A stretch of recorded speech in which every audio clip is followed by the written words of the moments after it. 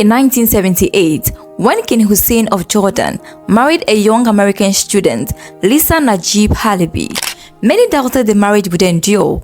At the time, the king was 43 years old, while Lisa was only 27. On their wedding day, Lisa wore a stylish white dress that made her even younger. In contrast, King Hussein, with his wealth of experience, appeared significantly older. Having already gone through 3 failed marriages, this was his 4th attempt at finding lasting love. Will this union finally stand the test of time? Skepticism surrounded their relationship, primarily due to their cultural and background differences. Lisa had no royal heritage. She was born and raised in the US, while King Hussein belonged to the prestigious Hashemite dynasty, tracing his lineage to the Prophet Muhammad. Could these 2 individuals from 2 distinct worlds truly build a life together? Queen Noor became one of the most cherished wives of King Hussein of Jordan, despite not having any royal lineage. However, after the passing of her husband, she gradually withdrew from the Jordanian royal scene. What led her to leave the country, and where is she now? Lisa Najeeb Halaby was born in Washington, D.C. to Najeeb Halaby and Doris Calquist. Her father, of Syrian-Lebanese descent, was a distinguished pilot, airline executive, and government official.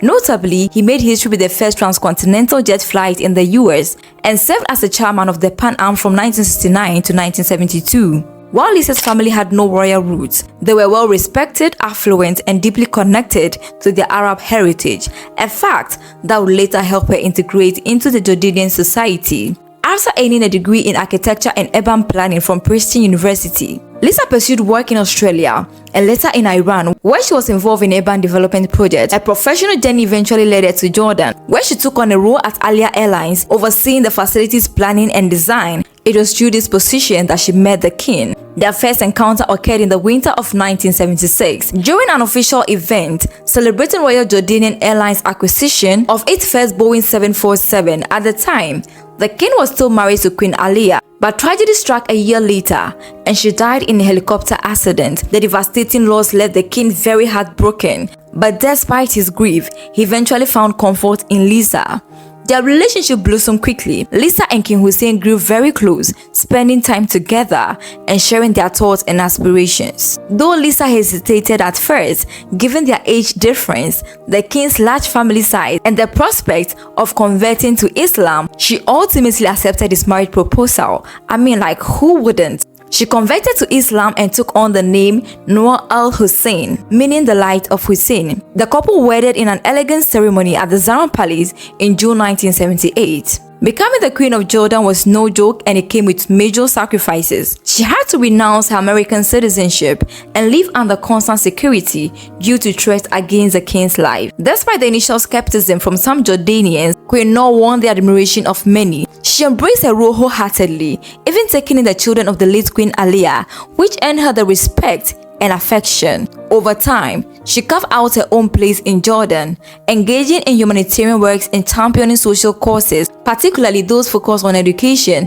health, and human rights. Queen Noor and King Hussein built a loving family, welcoming 4 children: Prince Hamza, Prince Hashmin, Princess Iman, and Princess Rhea. As a queen, she played a pivotal role in modernizing Jordan and advocating for global peace and environmental conservation. Her philanthropic work, particularly through the King Hussein Foundation, has left a lasting impact. However, tragedy struck when King Hussein was diagnosed with cancer in 1992. Queen Noor stood by his side, offering unwavering support as he battled the disease. Unfortunately, in 1999, the king succumbed to his illness, marking the end of an era. Before his passing, King Hussein named his eldest son from his previous marriage, Abdallah II, as his successor, while Prince Hamza, Noor's son, was designated as the crown prince. Queen Noor's influence began to wane after the king's death. When Abdallah II later removed Hamza's title of crown prince, Noor's hope of maintaining political influence diminished. Her relationship with the royal family became increasingly strained,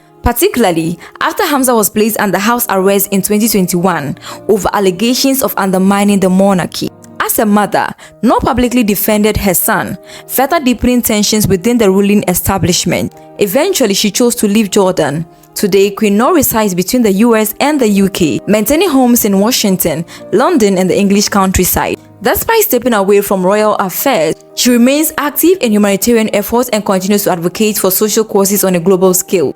At the age of 73, Queen Noor is a proud grandmother of several children and continues to cherish the memory of King Hussein. Queen Noor never remarried following the death of her husband. She frequently honors her late husband by sharing heartfelt tribute on social media. In her memoir, Leap of Faith, Memoirs of an Unexpected Life, she described their love as extraordinary, a bond that remains unshaken by time.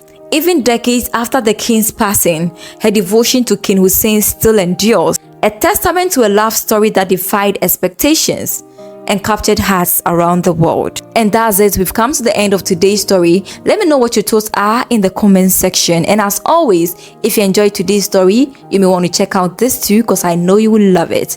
Until then, I'll see you all in another one.